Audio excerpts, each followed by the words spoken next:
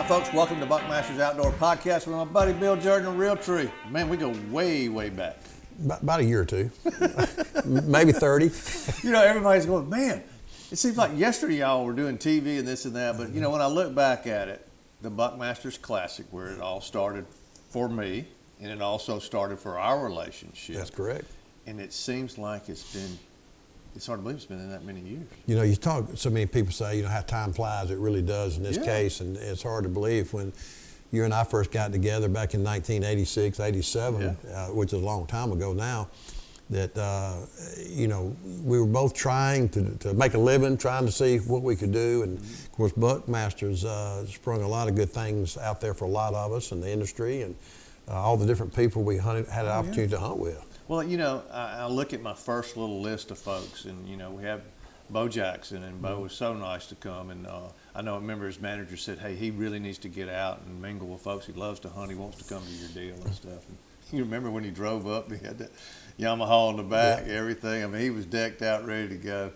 And I remember there was a berm out there, and he kept riding up this berm, and all of a sudden he rode up that berm, and all I could visualize is that four-wheeler was coming down, and he caught it.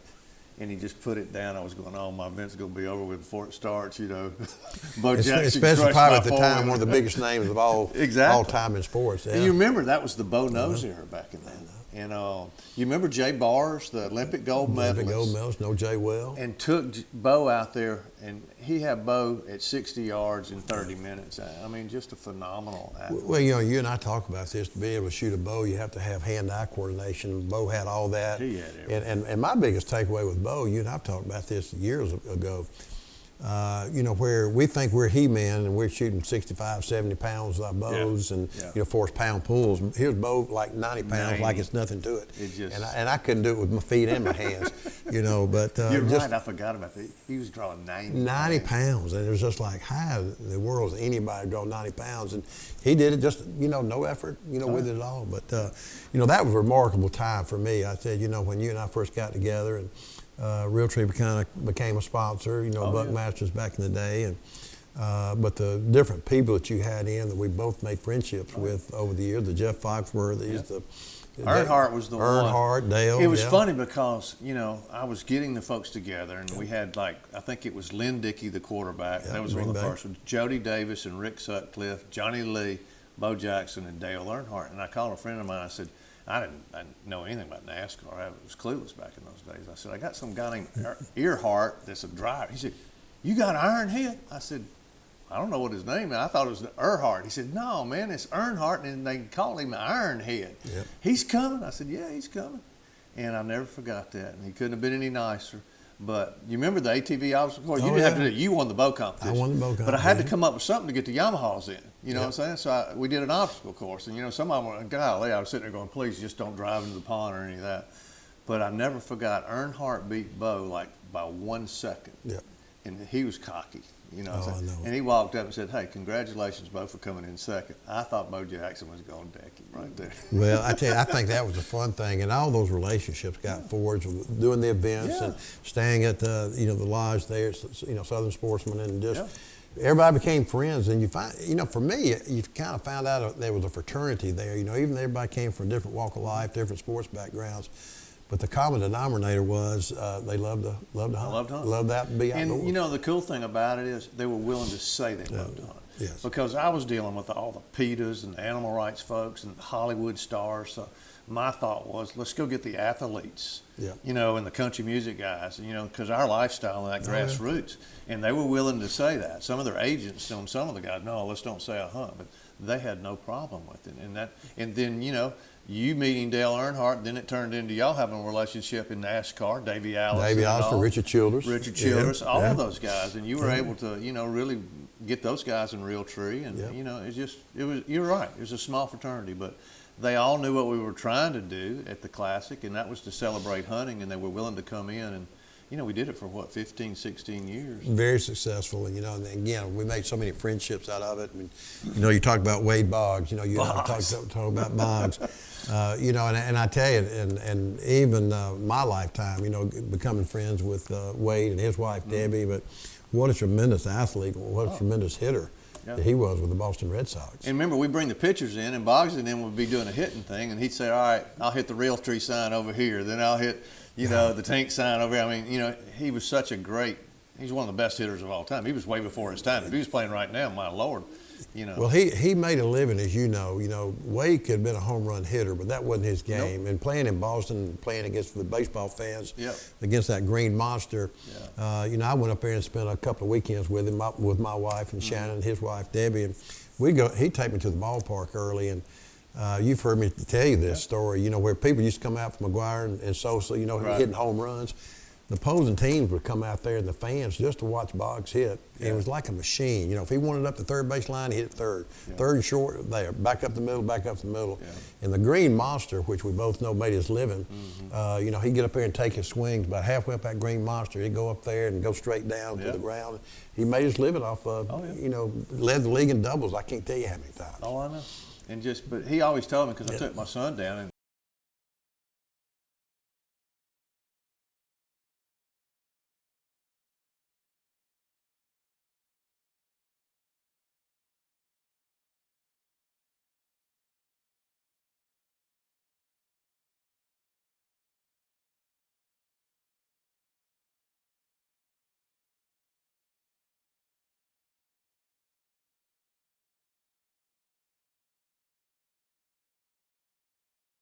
NASCAR, you got people from country music, you got baseball, you got football, all these professional people in that building.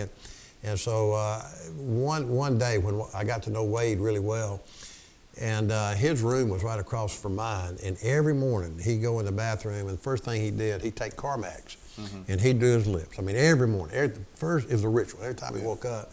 So about 2 or 3 days into the hunt, there was Tink 69, which was one of your sponsors. And so Tink 69, I carved out, and out of his own Carmex, I got down, I poured the Tink 69 in it, and then covered it back up slightly, just where he couldn't see it. And I'm sitting there in my room, and we're all waking up, and all of a sudden I can hear him kind of like in there, and he said some nasty words. And I said, I got him. He hit that thing, put Tink 69 all over his lip, and there was a few short words came out, and he came straight across the hall, and he said, I know you did it. I said, did what? I mean, I'm acting like all else. He said, I know you did it. He said, I don't want to smell Tink 69. I said, that's Carmex. He said, no, you put it in my car bag. Never told him different, never fessed up to it. And so about a day or two later, with this longer hair that I got, I take a hair dryer with me. Yeah. So there's my hair dryer in this bathroom.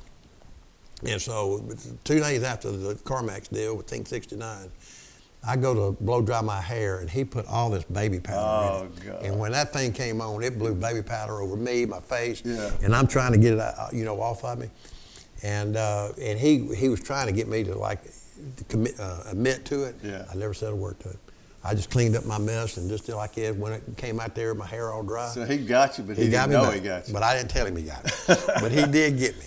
Well, hey, in Foxworth, and Jeff's a good friend of both of ours. He's your land neighbor here, but boy, in Foxworth, he said, Bush, he said, that Boggs guy and that Mr. Perfect, Mr. Perfect, Kurt Hennig, they were wearing Foxworthy out. I never forgot, because Foxworthy wanted to go to bed. Foxworthy wanted to go hunt. Yes. Boggs and them, they were having fun and all that. So at 4 o'clock in the morning, they were coming in, so they went and got Foxworthy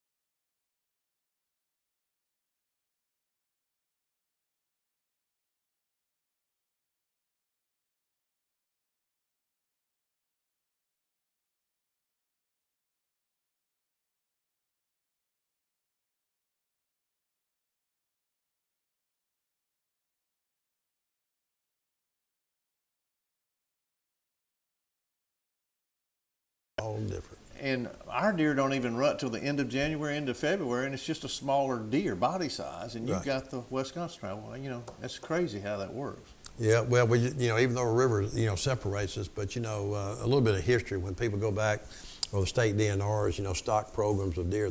Deer came from different parts of the country. Yeah. And our particular region right here just got that Wisconsin strain. And, you know, where our rut is, you know, the end of October, first week of November, like your rut doesn't get kicked in until almost Christmas time. I know. It's crazy. Yeah. Now, the other thing I remember on that trip is that I had a snake chap sponsor. Yes, you did. And, you know, it's funny. I can travel now 37 years of doing this thing. I can be at a restaurant, I can be on the beach, I can be at an airport. They don't come up to me, hey, man, great buck, you shot this or that. You're the tall, skinny guy that jumps and screams some snakes. That was my trademark. It started right here. Well, it started here, and, you know, having Thomaston Mills as that snake chap sponsor back in the day, and they're not that far from us and our farms. And so, you know, when they said they wanted to bring a couple of rattlesnakes over and test their stuff out on camera, I thought you were the perfect candidate. I said, Jackie, we'll sign up for this. To this day, and I remember it was Dan Black. You know, he was one of my first producers. He set the camera up, and he probably 100 yards away and just focused in on it. And who's sitting right next to him? You. You're not up there with me coaching. I don't do snakes. You're back there with him. I don't do snakes. I knew I'd get set up, and I'll never forget this. He had two snakes, and you remember, they were as big around as my leg. That's true, they were big. And he had two of them down there. So I was leaning toward one, and when I leaned toward that, this one strikes me just pretty close in the growing area, okay? Yeah. So I'm screaming and jumping. And then Dan says, hey, I got a problem. I said, what? He said, it wasn't in focus. I said, I'll tell you this one time. I'll do it one more time, but I'm not doing two. You get that one out of here, and I'll deal with this one right here.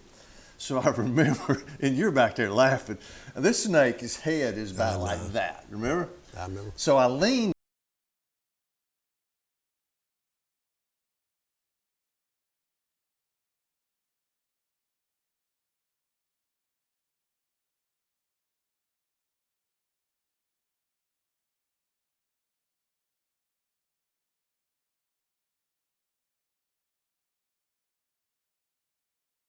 And I still, to this day, I still scream like a little girl.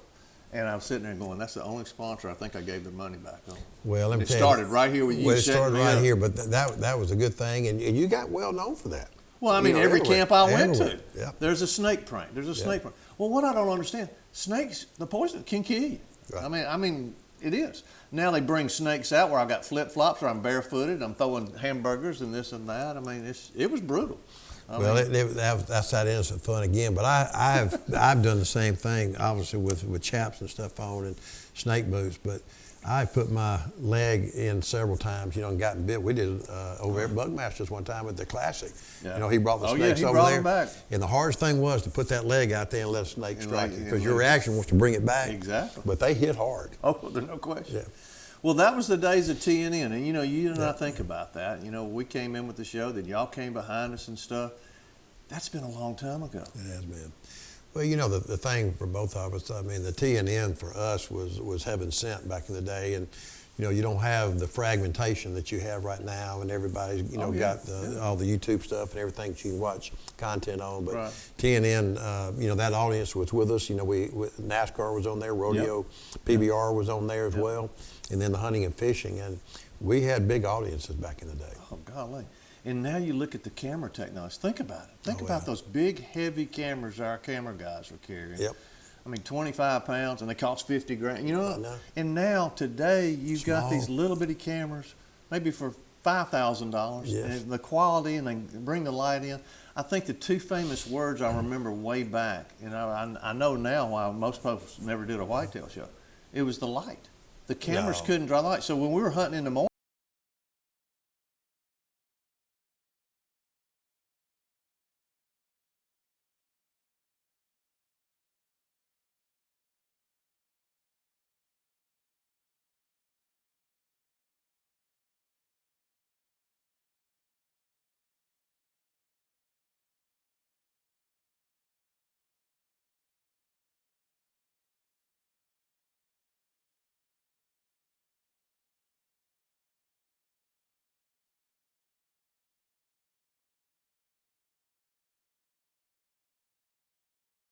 light and stuff. But it's crazy, the technology, though. I've been, and now we got social media. Yeah. You've watched it. I mean, it's all fragmented, but you got different age groups watching. They're on their phone watching it over here.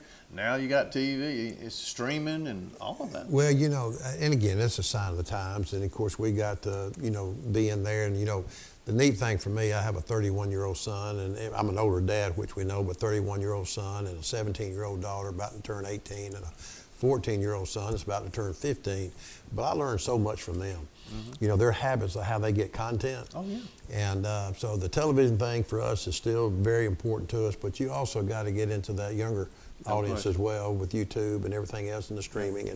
And so as a company perspective, it may not be for me and you as much, but I totally get it and I totally understand it. You're just trying to reach those people. Absolutely. Yeah. Well, the cool thing is, you've got 3 kids, and, my kids, they didn't want to be part of the Buckmasters.